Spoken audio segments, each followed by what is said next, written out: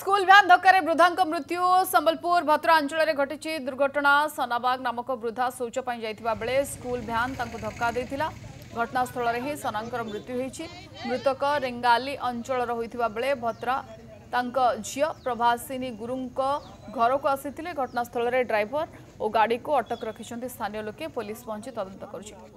अधिक सूचना आम सहित जोड़ी होती संबलपुर प्रतिनिधि लिपन लिपन अधिक सूचना कौन मिली कौ परिस्थिति वृद्धांकर मृत्यु है गाड़ी आवश्यकता ठारू अधिक स्पीड रे थिला कि ओवर स्पीडिंग थिला ना असाधारण जेहेतु असचेतनता अवस्था गाड़ी चला जाउथला सेथिपय दुर्घटना घटी तथ्य दियंतु।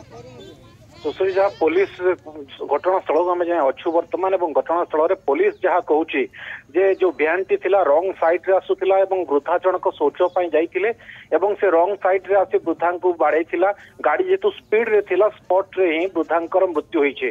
तेबे वृद्धा जहाँ कहते रेंगाली अंचल भतरा झियो घर को आसीथिले किछि दिन हैला एवं से आज सकाळ 8 रु 8:30 मध्य शौच जाइथिले एवं सेही समय दुर्घटना घटिछे। सबुठ बड़ कथा हैला वर्तमान सुधा तांकर डेड बॉडी बा जो शव रही से ताहा उठी पारि नाही कारण घटनास्थल रे उत्तेजना परिस्थिति देखा मिलता।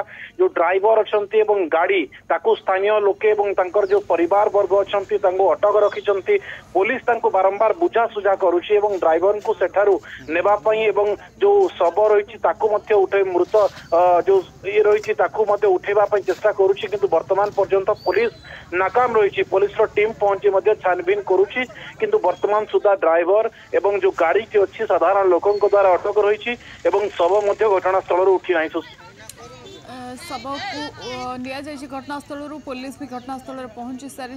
ये अभावनीय घटना घटी संबलपुर भद्रा अंचल। धन्यवाद लिपन थे अधिक आलोचना।